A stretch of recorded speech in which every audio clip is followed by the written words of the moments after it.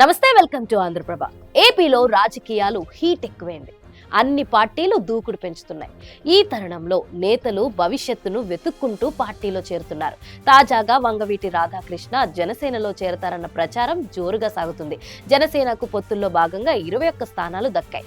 అందులో కృష్ణా జిల్లా అవనిగడ్డ ఉంది. ఆ నియోజకవర్గం నుంచి పోటీ చేయాలని రాధా భావిస్తున్నట్లు సమాచారం.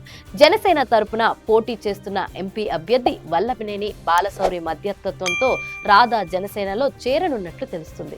గత ఎన్నికల్లో విశాఖ సెంట్రల్ నియోజకవర్గం నుంచి వైసీపీ తరపున రాధా టికెట్ ఆశించారు. కానీ జగన్ టికెట్ ఇవ్వలేదు.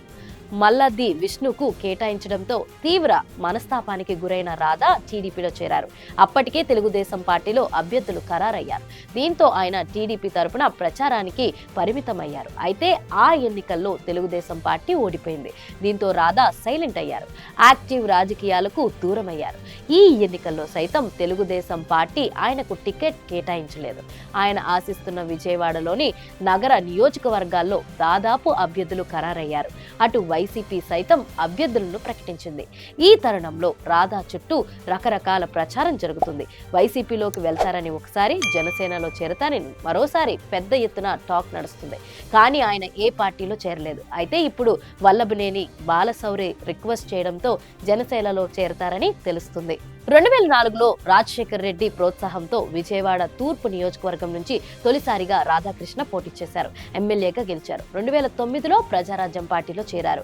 ఆ పార్టీ తరపున పోటీ చేసి ఓడిపోయారు. 2014లో వైసీపీలో చేరారు. ఆ పార్టీ తరపున పోటీ చేసి ఓడిపోయారు. 2019 ఎన్నికల్లో టికెట్ దక్కపోవడంతో టీడీపీలోకి వెళ్లారు. అప్పటి నుంచి టీడీపీలో కొనసాగుతున్న యాక్టివ్ గా లేరు.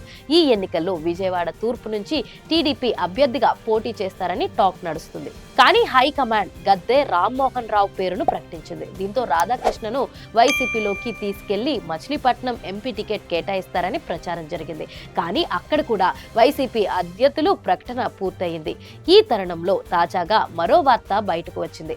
రాధా జనసేనలో చేరి అవనిగడ్డ నియోజకవర్గం నుంచి పోటీ చేస్తారని ప్రచారం జరుగుతుంది. మచిలీపట్నం సిట్టింగ్ ఎంపీ వల్లభనేని బాలశౌరి జనసేనలో చేరారు. దీంతో ఆయన రాధాను జనసేనలోకి తీసుకెళ్లి అవనిగడ్డ అసెంబ్లీ టికెట్ కేటాయించాలా జనసేన నాయకత్వంపై ఒత్తిడి పెంచుతున్నట్లు సమాచారం. మరి ఇందులో ఎంత వాస్తవం ఉందో చూడాలి.